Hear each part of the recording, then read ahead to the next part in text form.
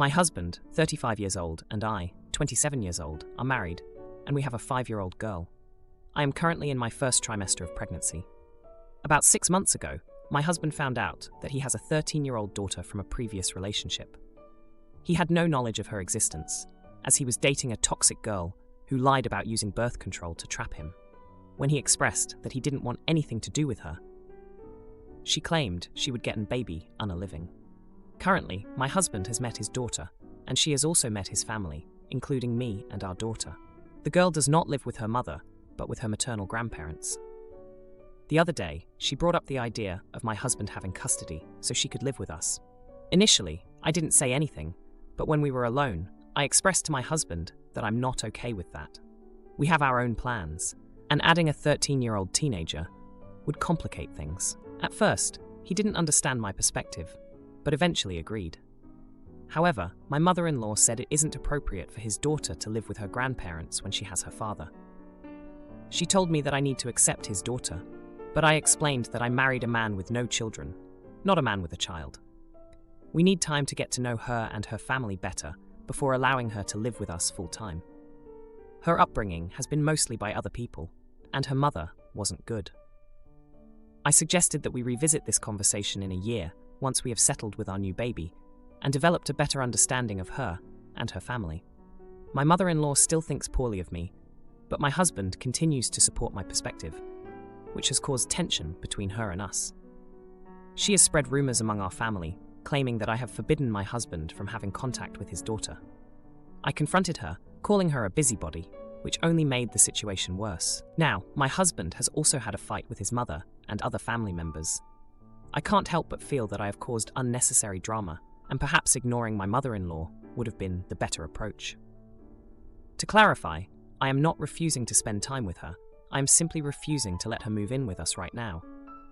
I believe we should spend time together as a family and get to know each other better before rushing into that arrangement. Edit. When I mention not rushing things, I mean taking part in activities together, starting with one-night sleepovers, then weekends, then a week, and even going on holidays, possibly during summer break. We're uncertain if we will plan a trip or something similar, but we would gradually transition to her moving in, rather than abruptly. Additionally, we have already conducted a paternity test. The girl is safe with her grandparents, as they and she have no contact with her mother. The frequency and duration of our visits with her depend on her school schedule and extracurricular activities. Generally, we can see her mostly every weekend, and occasionally on weekdays if possible, and if she wants to. Sometimes, she may have plans with her friends on certain weekends. Now, for a few comments before the update. Comment 1. Not the idiot. No need to name call, it hurts your message, which, by the way, I agree with. Your husband did nothing wrong. He had no idea he had a child. Of course, you're not going to bring any unknown factor into your home with small children, much less an older child you really don't know. I do agree that you should get to know her. Husband should begin parenting her in small doses. See how she interacts and is safe with your children. Tell mother-in-law that her drama is hurting her granddaughter. You will not dream of making an uninformed choice regarding your children's safety until things become clearer. Comment 2. We have our own plans, and suddenly adding a 13-year-old teenager is going to complicate things. Your plans do not override the care of a child who has been neglected, intentionally or unintentionally, by both parents. Your husband has a legal and ethical obligation to be a parent to this kid. But I said that I didn't marry a man with a child. I married a man with no children. You did marry a man with a child, even if you didn't know it at the time. If you cannot handle that change in your husband's situation without encouraging neglect of a child, then you shouldn't be with him. You are the jerk. Now, for the update. Hey everyone, thanks for all the comments on my last post. It's been a tense few months, and I've got a lot to share. So remember how I was hesitant about my husband's daughter moving in with us? Well, things took a turn. After that big blowout with my mother-in-law, my husband and I had a heart-to-heart. He admitted that he felt torn between his newfound daughter and our family plans. We both knew we had to find a middle ground. We decided to start with those one-night sleepovers I mentioned before. The first one was, let's just say, interesting. Our daughter was thrilled to have her big sister over, but there were some hiccups, like when she borrowed my makeup without asking, and it ended up all over the bathroom. But we survived. Then came the surprise visit from my mother-in-law. She showed up unannounced during one of the sleepovers, and boy, was that a scene. She accused me of not being welcoming enough and said I was sabotaging the relationship between my husband and his daughter. My husband stepped in, and they had a shouting match right there in the living room. Our 5-year-old was scared, and his daughter just looked so lost. It was a mess. After that, my husband and I realized we needed to set some serious boundaries with his mom. He had a long talk with her, explaining that while we valued her input, this was our decision to make as a family. It was rough, but it seemed to calm things down a bit. Meanwhile, his daughter started opening up more. She shared stories about her life with her grandparents, her hobbies, and how she felt about her mom. It was clear she had been through a lot, and my heart went out to her. We kept up with the sleepovers, and they gradually turned into weekend stays. It was during one of these weekends that we had a breakthrough. She had a school project due, and we all pitched in to help. It was the first time it really felt like we were a family. My husband was beaming, and even I had to admit it felt right. But just when we thought we were getting the hang of it, another curveball came our way. His daughter's grandparents sat us down for a serious talk. They were getting older and starting to find it hard to keep up with a teenager's needs. They asked if we could take her on for longer periods, maybe even full-time. My husband looked at me, and I knew what he was thinking. We had just started to bond with her, and the thought of turning her away was painful. But with the new baby on the way, I was worried about how we'd manage. That's when we came up with a compromise. We'd take her for a full week every month, and the rest of the time she'd stay with her grandparents. It wasn't perfect, but it was a start, and to our surprise, everyone agreed. Even my mother-in-law, who seemed to have softened a bit after seeing us all work together on that school project. The first full week was intense. There were arguments over chores, disagreements about bedtime, and an incident with a broken vase that nobody wanted to fess up to. But there were also movie nights, baking sessions, and lots of laughter. It was exhausting and wonderful all at once. As for the rumors my mother-in-law had spread, they started to die down once family members saw us all trying to make it work. Some even apologized for jumping to conclusions. It felt like a weight had been lifted. Now, we're gearing up for our first holiday together. We haven't decided where to go yet, but the planning is half the fun. His daughter is excited, and so are we. It's not the family dynamic we had planned for, but it's ours, and it's growing stronger every day. Family wants me to change my baby's name to blend in with them, but I refuse. Now they're divided over it. My husband and I, both 25 years old, are expecting a baby together. I'm having some trouble with my family over the name. Background: I don't share the same mom as my siblings. My parents had me, and my mom chose my name. It's not your typical name. It's a nature name, which she also had, and isn't one of the common types like Lily or Rose, for example. According to Dad, my parents bickered over my name, and my mom ended up choosing my first name, while Dad chose my middle name.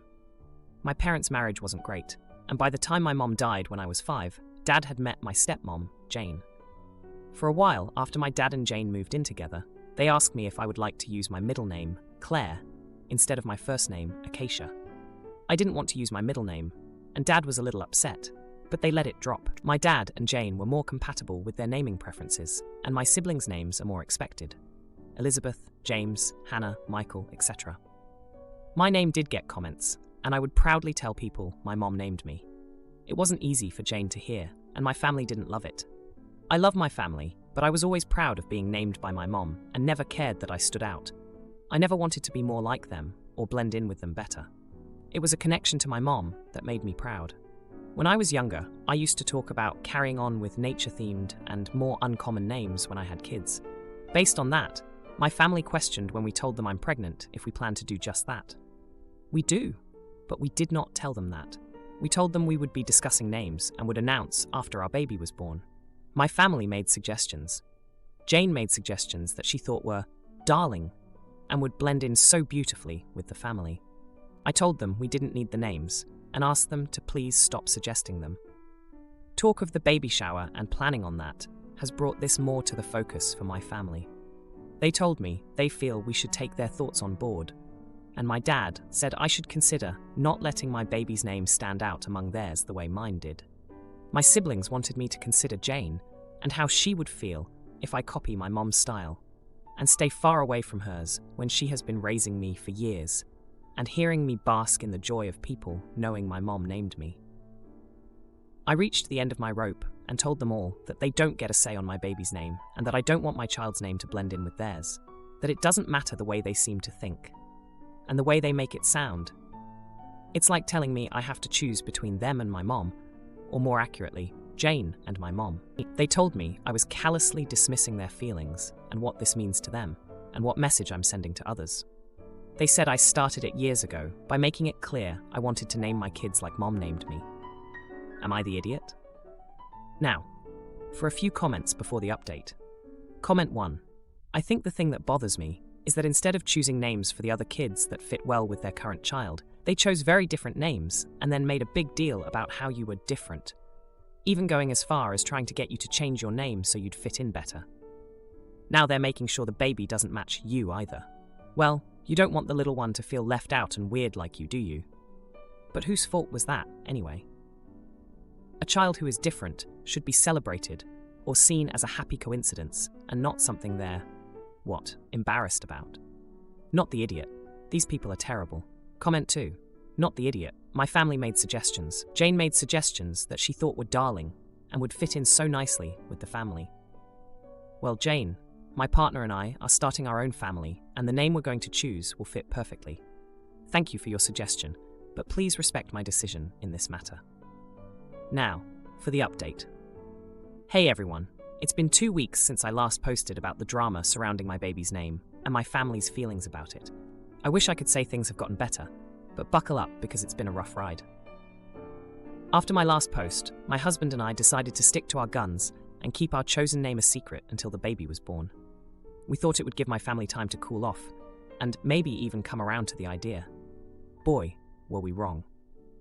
My sister Elizabeth, who's always been the peacemaker, tried to mediate a conversation between me and Jane. Jane had been like a second mom to me after my own passed away, and I guess I never realized how much my clinging to my mom's memory had affected her. During this talk, Jane broke down and confessed that she always felt like she was competing with a ghost. She said she tried to love me like her own, but my constant reminders of my mom made her feel inadequate. I was flawed. I never meant to hurt Jane, but I could see the pain in her eyes. It was a heartbreak I hadn't anticipated, realizing that my cherished connection to my mom had inadvertently caused Jane years of silent suffering. The conversation took a turn when Jane admitted that she had hoped my baby's name would be a chance for us to bond over something that was ours. But when I pushed back on her name suggestions, she felt rejected all over again. Things got even more heated when my dad chimed in. He said he regretted not standing up for Jane more over the years, and that he should have encouraged me to embrace her as my mom. That stung. I had always thought my dad understood my need to hold on to my mom's memory. My brother Michael, who's always been the blunt one, didn't help matters when he accused me of being selfish and not considering Jane's feelings. He said I was so focused on my past that I was ruining my future with the family. Amidst all this, my husband felt caught in the middle. He's always supported my connection to my mom, but he also saw how much this was tearing the family apart. We had long nights of discussion, wondering if we were making the right choice. Then, the news dropped. During a family dinner, which was supposed to be a truce meal, my stepmom blurted out the name we had chosen for our baby. Turns out, Elizabeth had found our list of potential names and shared it with Jane, thinking it would help her feel included. The name we loved, Willow, was now the center of a full-blown family argument at the dinner table. Jane was hurt that the name was yet another nature name, and my dad said it was like I was trying to erase Jane's influence on my life. My siblings were divided. Some thought Willow was beautiful, while others agreed with Jane and my dad. The confrontation was intense. Voices were raised, tears were shed, and in the end, my husband and I left early, feeling more isolated from my family than ever. Since then, we've had minimal contact with my family. My husband and I are still reeling from the fallout. We're trying to focus on the joy of our upcoming arrival, but it's hard when there's such a cloud hanging over us. The heartbreak of seeing Jane so upset, the confrontation with my dad and siblings, and the betrayal by Elizabeth have left us feeling raw. We never imagined that choosing a name for our baby would lead to such a rift. We're still determined to name our daughter Willow, but the excitement has been dampened by the knowledge that it's caused so much pain. We're hoping that with time, my family will come to love the name as much as we do, and that they'll see it not as a rejection of Jane, but as an homage to my mom and the beautiful legacy she left behind. Sis asks me to babysit her twins last minute, and then accuses me of letting strangers around her kids. Boy, does she regret it when I tell her the real reason I had to babysit her kids. I, 26-year-old female, had this happen yesterday, and so far my family keeps saying I'm in the wrong. So, I was spending my first Saturday off in weeks, planning an outing with my friends. But at the last minute, my sister asked if I could babysit my twin 9-year-old nephews, since her mother-in-law was having a medical emergency and they had to go to the hospital. I agreed, because I know her mother-in-law has heart issues. She's already had a pacemaker put in. So I cancelled my plans, and my brother-in-law brought the kids over. Since some of my friends were already over, they helped me watch my nephews, and we did some family-friendly activities, like watch Scooby-Doo, order pizza, and play around with my child-safe face paints, along with some Mario games. It wasn't the weekend I planned, but it was fun, and my nephews and friends enjoyed themselves too. Thankfully, my friends have met the twins before, at events I've invited them to, so I didn't think it was an issue that I didn't chase them out of my home the moment the boys were dropped off. When my brother-in-law and sister came later that night to pick up the kids, they were surprised to see my friends there, and my brother-in-law asked if they just came back. I explained they didn't, and that we just made a day of taking care of the kids. They both gave me looks and took the kids home. Me and my friends pulled out the wine and some ice cream and decided to watch horror movies. Midway through, I got a text from my sister demanding to know why I let strangers around her children without letting her know. I told her she dropped the kids on me last minute, and she knows the 4 who had come over today, and that 2 of them live at least an hour away from us, so sending them back would have been rude. My brother-in-law also messaged me saying he felt uncomfortable that I allowed strange women to touch his children. They literally know my friends' husbands/wives. I don't get why they're making a big deal about it, but today I woke up to more messages of how I endangered the kids by having them around strangers, and worse, alcohol in the house. We got drunk and posted pictures around midnight, I guess. I don't remember much beyond the Insta post. Most of our relatives are saying I prioritized my friends over my nephew's safety, and I'm confused as frick. The only one on my side is weirdly my sister's mother-in-law, who turns out never was at the hospital. So I don't even know where my sister and brother-in-law were all day yesterday. I don't know, the twins were dropped off on me at the last second. My friends are known by the family. We never drank or did anything adult until after the kids went home. Did I seriously frick up here? I am so confused. Now for a few comments before the update. Comment 1. My sister's mother-in-law, who turns out was never at the hospital, so I don't even know where my sister and brother-in-law were all day yesterday. This is weird and concerning. Some of the things that they might want to do secretly are irresponsible or unsavory. Or maybe they were invited somewhere and didn't want to pay a babysitter. The mother-in-law needs to tell others that she didn't go to the hospital and that no one knows where the sister and brother-in-law went. If it was a party, maybe someone will tell on them. Pay attention to little things that they say for a while, OP, and they may say something inadvertently that gives you a clue. Not the idiot. Comment 2. The only one on my side is weirdly my sister's mother-in-law, who turns out was never at the hospital, so I don't even know where my sister and brother-in-law were all day yesterday. Your sister's mother-in-law is on your side because she knows your sister lied to you about a medical emergency. I wouldn't be surprised if your brother-in-law is running an offense to distract from their lies. Now your family is focused on what you did when babysitting, not your sister's lies in leaving her kids with you in the first place. A simple solution would be for them to not ask you to babysit your nephews again, since, in their opinion, you did such a poor job. Not the idiot. Now for the update. Hey everyone, thanks for all the comments on my last post. I really appreciated the support and advice. It's been a rough couple of weeks since then, and boy do I have an update for you. So, after the whole babysitting fiasco, things got even more heated. My sister and brother-in-law kept bombarding me with messages about how irresponsible I was.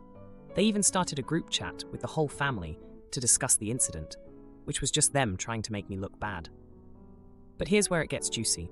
Turns out, my sister's mother-in-law, who was supposedly having a medical emergency, was actually on a cruise. Yeah, you read that right. She posted pictures on Facebook of her sipping cocktails on the deck. When I confronted my sister about it, she tried to brush it off, saying they needed a day to themselves, and thought I wouldn't agree to babysit if I knew the real reason. Talk about trust issues, right? But wait, it gets better. Remember how my brother-in-law was all weird about my friends being around? Well, one of my friends, let's call her Lisa, had been going through a rough patch with her husband. They were on the brink of divorce, and guess who she suspected her husband of having an affair with? My sister. I couldn't believe it when Lisa confided in me. It was like a soap opera. So with all this drama, I decided to lay low for a while. I didn't go to any family gatherings and kept to myself. But then, my nephew's birthday was coming up, and I didn't want to miss it. I thought things had cooled down, so I went to the party. Big mistake. The moment I walked in, my brother-in-law pulled me aside and accused me of trying to sabotage his marriage by spreading rumors about my sister and Lisa's husband. I was floored. I hadn't told a soul about what Lisa suspected. It turns out Lisa had confronted them at the party, and they assumed I was the one who told her to do it. The confrontation was intense. My sister was crying, Lisa was yelling, and I was just standing there, trying to figure out how I got dragged into the middle of this mess. In the end, Lisa's husband admitted to the affair, and my sister was left trying to explain herself to everyone. Now, here's the misunderstanding that's got everyone talking.